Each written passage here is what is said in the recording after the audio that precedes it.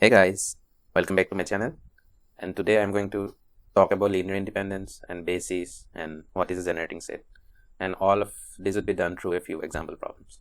So let's get started. So first of all, let me just give you a brief intro about what exactly basis, independence and generating sets are. Okay.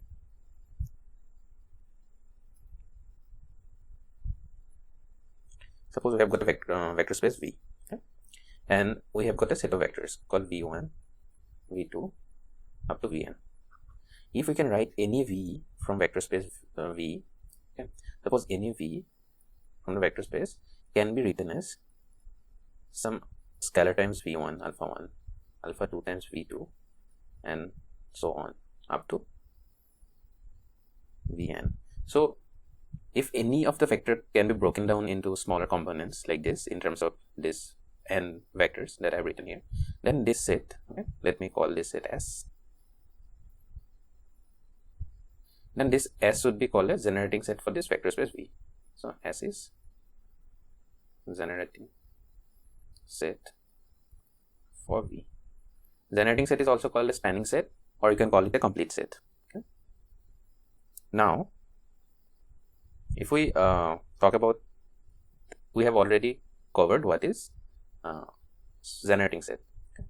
Now let's talk about what is a basis. So same, any set of vectors similar to this as V1 up to Vn, such that any vector belonging to this vector space can be written in terms of alpha 1 V1, alpha 2 V2 and so on, but there will be unique combination. Okay, that's the key point here, unique. Okay, so any vector in the vector space, when you break it down to their basis, okay, or you write in terms of component of their basis, then there's a unique representation. So what do I exactly mean? Okay. Suppose, for example, in this case, what you can do is that suppose I have got a vector 2 3, and let me define a basis set 1 0 and 0 1, and if you see there's only 1 and 1 representation for this particular vector, right? 2 3, then write it as 2 times this particular vector plus 3 times this vector, right? There's no other representation that will give you this vector. Similarly, for all the vectors that lives in this vector space V, you get unique representation. Okay, so this will be called basis in this case. Similarly, for any n vectors, if you get unique representation for each of the vectors V, then we call this set of vectors as the basis set. Okay. Now the third point that I'm going to talk about, that is independence. So what independence says is that suppose you have got n vectors. Okay. Again, let me write V1 up to Vn, n vectors, and these will be called independent if you know that alpha 1 V1 plus alpha 2 V2 up to alpha and Vn is equal to 0. And if you know that this automatically implies that all of this alpha should be equal to 0. So this I can write as a shorthand, alpha I modulus I equal to 1 to n equal to 0. So this sum to be 0, each of this should be 0. So this is just the shortcut of writing that, saying the same thing, right? Basically, I can say that alpha 1, alpha 2, alpha up to alpha n should be 0, and it's same as saying the sum is equal to 0. Okay? So this is independence. Okay. So now, what is basis actually? Basis, whatever the vectors are there in the basis, it is at the same time a generating set and also independent. Okay. Yeah, I think this much of preliminaries should be enough, and now we can move on to the actual problems. Okay. Find the basis in the space of 3 by 2 matrices. Okay, so how do we do it? Okay, so what I just discussed, that any vector in this particular vector space, in this case our vector space is all the matrices of this particular form 3 by 2. Okay, and we need to find n vectors so that any vector of this particular vector space can be written as a unique combination. That's pretty easy, right? If we write some 3 by 2 matrices, okay, so 3 rows and 2 columns. So one would be this. Okay, just 1 is 1 in the first place and 0 in rest of them. In the second basis, you can write 1 here and 0 here. Third one 1 here and 0 in all the places. Fourth one just 1 in fourth place. Basically, I can write this 1 in ith place, 0 in rest, and I goes from 1 to n. So if you get any vector, okay, suppose I'm just doing it for the 2 by 2 case, okay, so that it's easier to write A, B, C, D. Then you can see that it's a unique combination of A, 1 0 0 0 plus b 0 1 0 0. See, these are bases, right? These are the vectors that are in the basis. So this is one combination 0 0 1 0, and similarly you can pretty much see that b 0 0 0 1.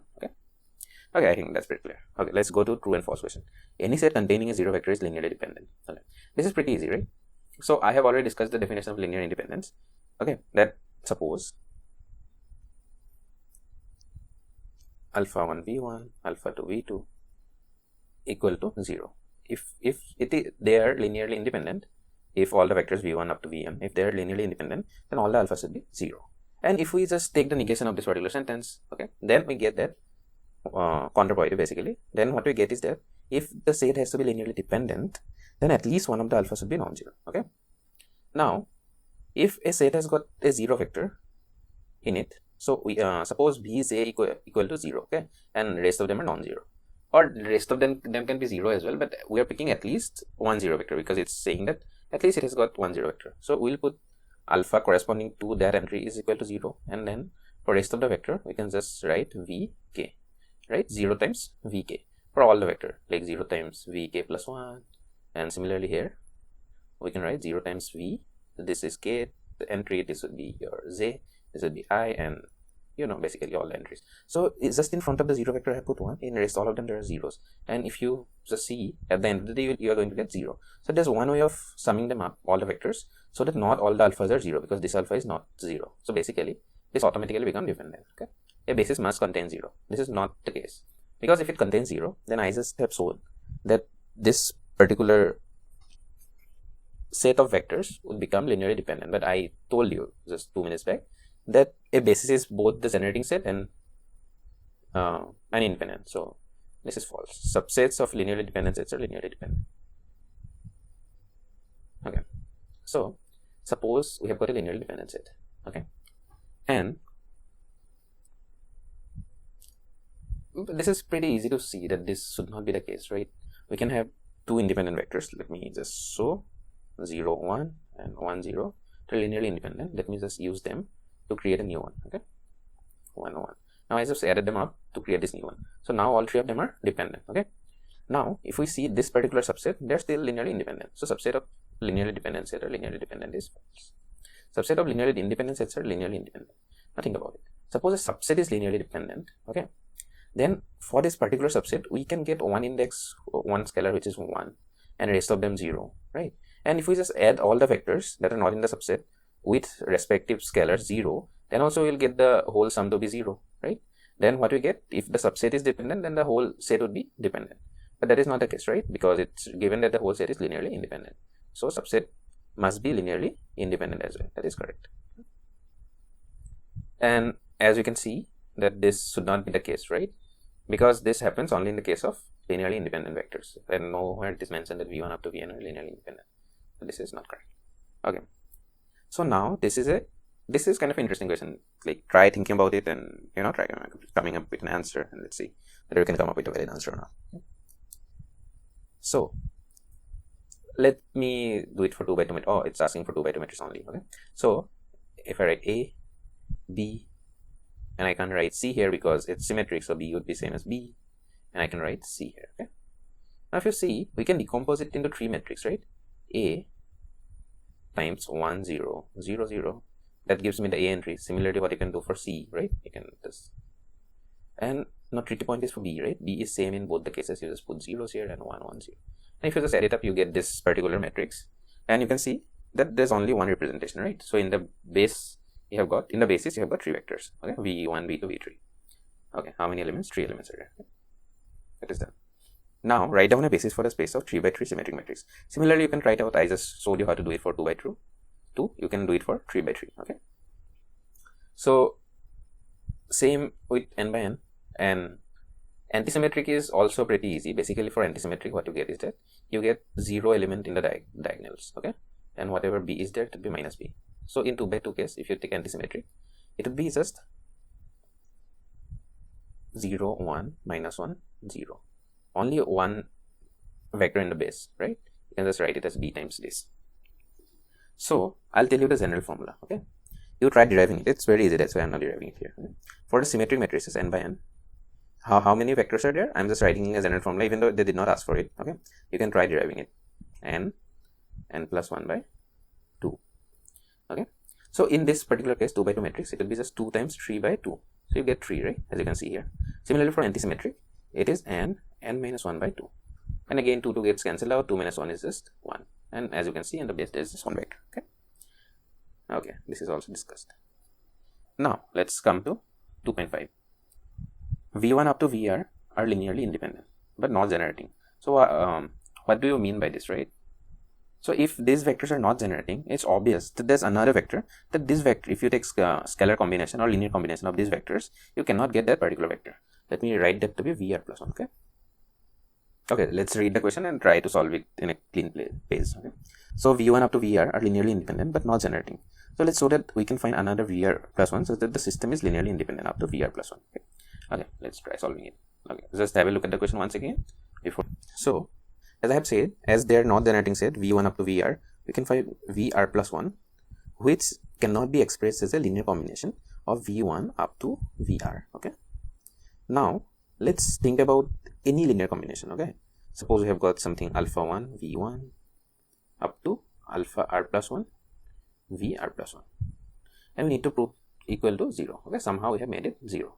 Now we need to prove that these vectors V1 up to Vr plus 1 are linearly independent. So we need to prove that alpha 1 equal to alpha 2 equal to alpha r plus 1 is equal to 0. Let's see how to do that. Okay. So let's suppose it is not the case. Suppose all of them are not 0. So there must be at least one of them, right, which is not 0. Let me call it alpha k. Okay. Now alpha k Vk would be negative summation alpha I Vi, where I goes from 1 to r plus 1 and I is not equal to k because k is on this side only, right? And obviously the summation is there. Okay. Okay, yeah. So what we got? We got Vk to be a linear combination of everything. Okay. Now let's see whether our alpha r plus 1 can be 0 or not. Okay. Is it possible? If alpha 1 is 0, we can see that Vk can be written as a linear combination of all the vectors without using Vr plus 1. Okay, so this means that from V1 to Vr, these vectors, they become linearly dependent. But that is not the case. We are given that V1 up to Vr are linearly independent, as you can see here, right? They're linearly. Sorry, my bad. Let me just erase this. Yeah. So we are given that they're linearly independent. So alpha r plus 1 cannot be equal to 0. So if it can, alpha r plus 1 cannot be equal to 0.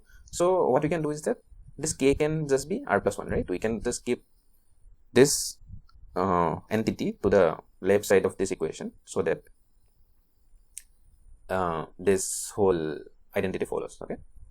So from here, what we have understood that now while we have assumed that this is a dependent system, we have shown that V r plus 1 can be written as a linear combination of all the other vectors, but that should not be the case because V1 up to Vr are not generating set, and we have assumed that Vr plus 1 cannot be generated by this linear combination of these vectors. So this can't be true as well. All the alpha up to r plus 1 would be equal to 0. Okay, okay. Let me go to the last question. Is it possible that vector v1 and v3 are linearly dependent, but the vector w1 is linearly independent? Okay, v1, v2, v3 are linearly dependent, but w1, w2, w3 are linearly independent. Let's see whether they can be true or not. Okay, what do you think? Do you think it is possible? The answer is no. Okay, the answer is no. It's a pretty easy question. Right? What you can do is that you can just add them up. You get twice v1 plus v2 plus v3, right?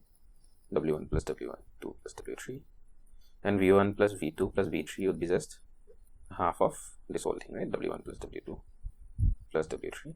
Okay. So once you have gotten this thing, what you can do is that you can solve for v1, right? Because v1 plus v2 is equal to w1. If you just put w1 here, you get v1. Similarly, you can solve for v2 and v3. Okay. And as these are linearly dependent, without loss of generality, let's suppose that you can write v3 as some alpha 1 v1 and alpha 2 v2. Okay. Now just put everything in terms of w. Okay. And you will come up with a similar relation where not all the alphas are equal to 0. Okay. Where you can just sum something like alpha 1 w1, let me call them beta, beta 2 w2, beta 3 w3 equal to 0, and all the betas won't be 0. So from here you'll be able to conclude that w's are also linearly dependent. Yeah, I think that's it.